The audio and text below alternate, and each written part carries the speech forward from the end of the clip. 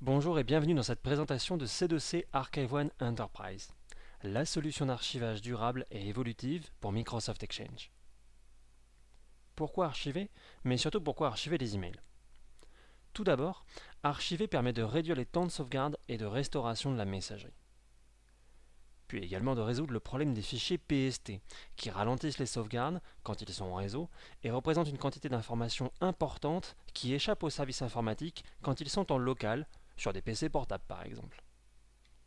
Mettre en place un outil d'archivage permet d'améliorer les performances d'Exchange en contrôlant la taille des banques d'informations et en permettant leur maintenance plus rigoureuse et plus fréquente. Archiver, c'est également répondre aux obligations légales en mettant en place la traçabilité des échanges avec l'extérieur, par exemple des fournisseurs, des partenaires, des clients, etc. Enfin, l'archivage permet la conservation et la recherche de l'information historique par les utilisateurs. Mais l'archivage n'est pas vraiment comme la sauvegarde.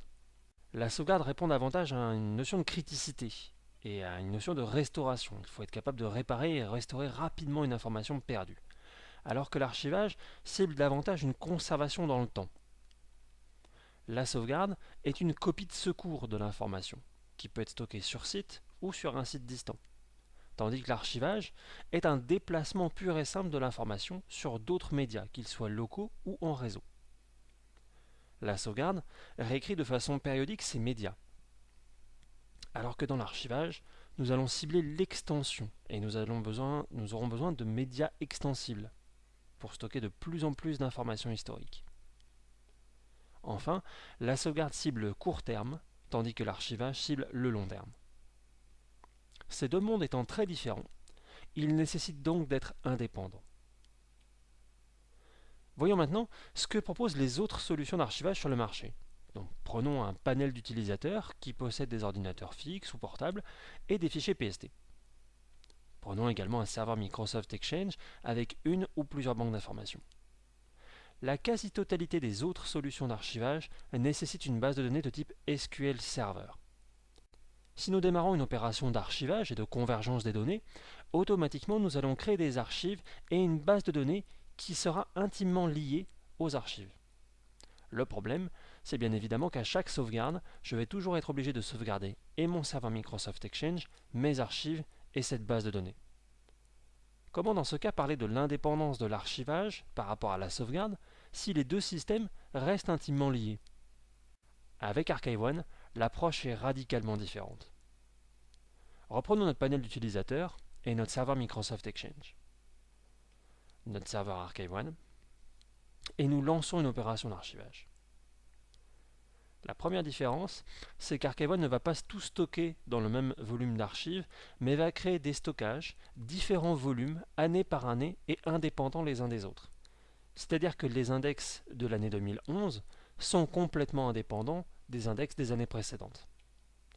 L'avantage, c'est qu'à chaque sauvegarde, je n'aurai besoin que de sauvegarder toujours mon serveur Exchange, mais seulement mes archives de l'année en cours, par exemple 2011. Toutes les autres années, étant devenues statiques, il suffira simplement de mettre en place une solution de duplication, par exemple vers un stockage de type NAS ou un stockage de type cloud. L'un des bénéfices majeurs de la solution Archive-One Enterprise, en plus de ne pas utiliser de base de données, c'est d'assurer l'accès permanent à vos archives. Archive-One permet l'accès aux archives aux utilisateurs connectés au réseau local, que ce soit des PC portables ou des PC fixes, mais également aux utilisateurs connectés au travers d'un tunnel VPN, donc à distance.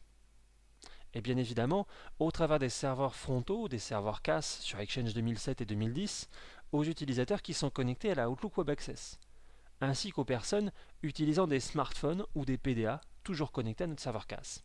Enfin, nous disposons d'un module dédié à l'utilisateur déconnecté, donc sur un PC portable en mode hors connexion, qui lui permet d'avoir une copie synchronisée en local de ses archives. Voici maintenant un récapitulatif des points forts d'Archive-One Enterprise. Archive-One Enterprise propose une solution mettant en place un archivage sans base de données SQL, donc simple et rapide de mise en œuvre.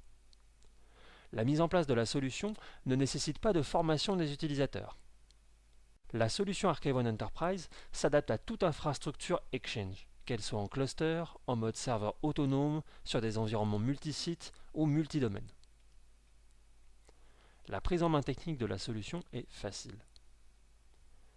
Mettre en place Archive on Enterprise, c'est être garant d'assurer la fin des fichiers PST dans votre infrastructure. Archive on Enterprise est utilisable au travers de consoles administratives de type MMC et Web. Archive on Enterprise supporte tous les périphériques de stockage du marché. Enfin, Archive on Enterprise permet un accès permanent aux archives en tout lieu et en tout mode. Ceci est la fin de cette première vidéo. Retrouvez-nous dans la vidéo suivante où nous parlerons du client Microsoft Outlook et des modes d'accès fournis à l'utilisateur.